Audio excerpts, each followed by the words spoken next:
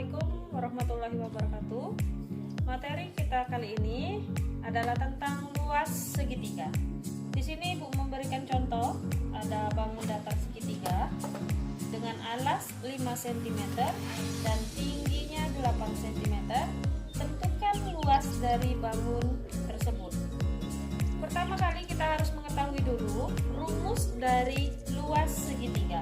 Jadi rumusnya itu adalah luas sama dengan alas kali tinggi dibagi 2.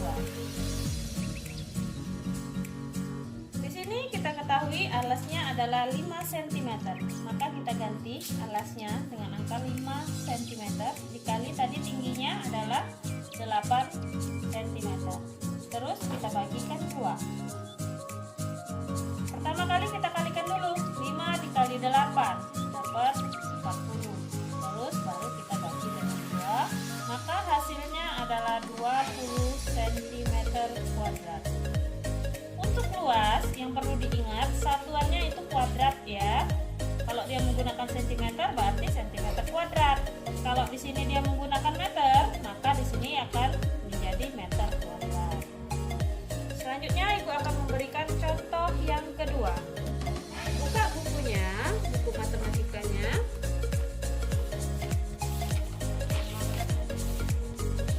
Halaman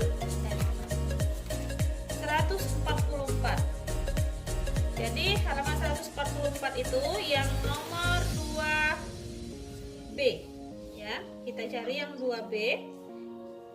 Kalian lihat gambarnya itu dia mencari tinggi. Diketahui luasnya 125 cm dan alasnya 25 cm. Yang ditanya adalah tinggi. Maka rumus untuk mencari tinggi harus anak-anak itu ketahui. Berarti tinggi sama dengan 2 dikalikan luas dibagi alas. Karena tadi yang di soal 2B itu luasnya 125 dan alasnya 25, tinggal kita ganti. Berarti 2 dikali luasnya 125 dibagi alasnya 25 sama dengan 2 kali 125, maka dapat 250. Kita bagikan 25. 250 dibagi 25, maka dapat di sini tingginya adalah 10 cm. Kenapa tidak kuadrat? Karena ini yang ditanya adalah tinggi, bukan luas ya. Jadi tidak menggunakan kuadrat untuk satuannya. Selanjutnya Ibu akan menjelaskan contoh yang ketiga. Sama dari buku matematika kalian. Halaman 144 yang nomor 3. Ayah Edo akan menanam rumput gajah mini pada taman belakang rumahnya yang berbentuk segitiga. Pada taman tersebut sisi terpanjangnya 10 meter, sedangkan sisi terpendeknya 6 meter. Misalkan harga rumput gajah mini itu per meter perseginya Rp15.000. Berapakah yang dibutuhkan Ayah Edo untuk menanam rumput gajah mini pada tamannya ya? Jadi di situ diketahui kalau kita gambar segitiga, sisi terpanjang itu berarti sisi miring. Sisi miringnya diketahui 10 meter. Terus lagi sisi terpendeknya, maka yang diketahui adalah alasnya terpendek. Maka di sini 6 meter. Berarti untuk mencari luas kita harus mengetahui tinggi, maka tinggi harus kita cari dulu. Bagaimana cara mencari tinggi? Sedangkan di sini yang diketahui sisi miring dan sisi alasnya. Anak-anak Ibu ingat ya, kemarin rumus Pitagoras. Rumus Pitagoras itu sisi terpanjang itu sama dengan jumlah dari kedua sisi yang siku-siku. Nah, karena ini yang terpanjang diketahui, maka rumus Pitagoras kalau Ibu misalkan ini A, ini B, dan ini C,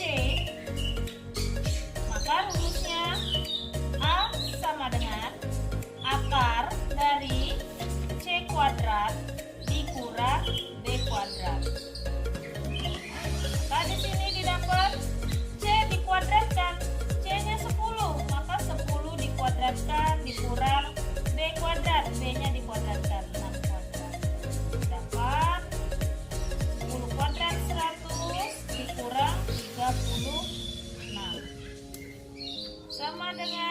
akar dari 100 dikurang 36, maka didapat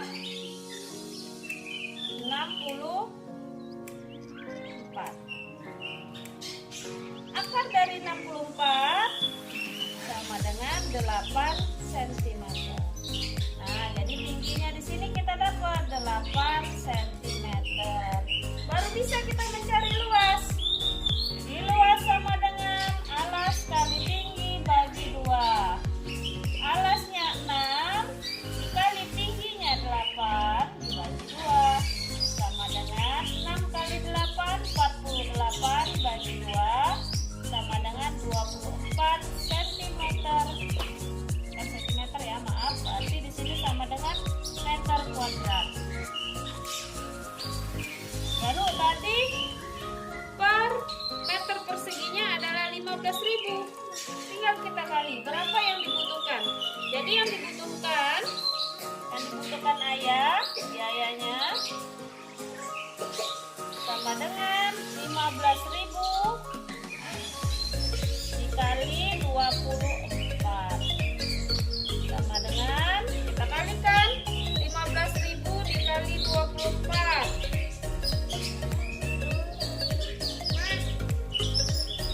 sama dengan 360.000.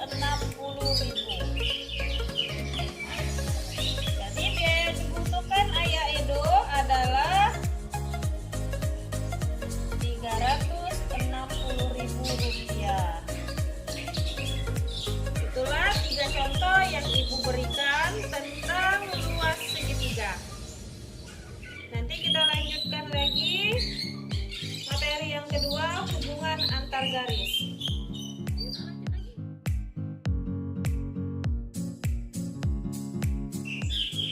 Materi selanjutnya yaitu hubungan antar garis.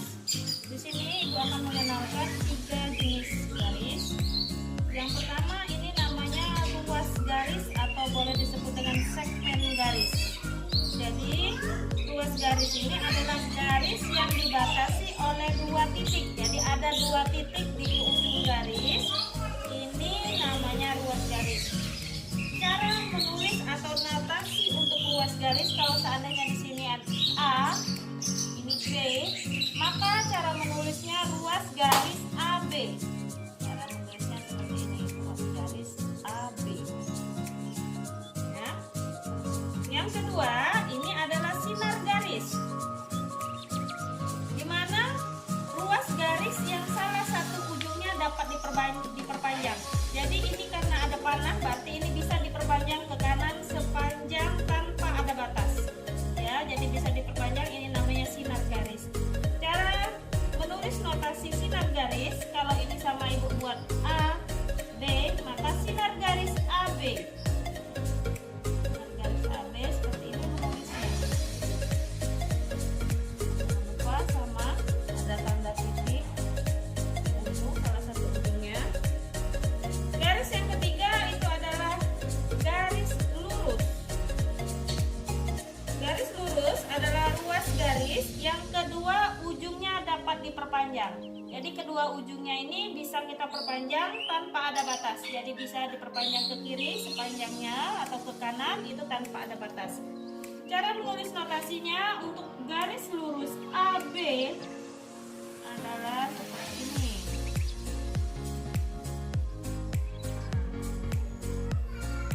Garis lurus ini ada banyak macamnya ya. Yang pertama ini adalah garis horizontal, yaitu garis yang mendatar. Garis yang mendatar ini namanya garis horizontal. Sedangkan garis yang tegak ini namanya adalah garis vertikal, yaitu garis yang tegak. Ya, harus bisa membedakan ini adalah horizontal dan ini adalah vertikal. Mendatar adalah horizontal, tegak adalah vertikal. Kemudian Ibu akan mengenalkan garis selanjutnya. Ini namanya adalah garis sejajar. Jadi dua garis saling sejajar, maksudnya di sini dua garis yang jaraknya sama. Jadi di sini ada garis K dan garis L. Jaraknya sama, tapi tidak pernah berpotongan. Meskipun garis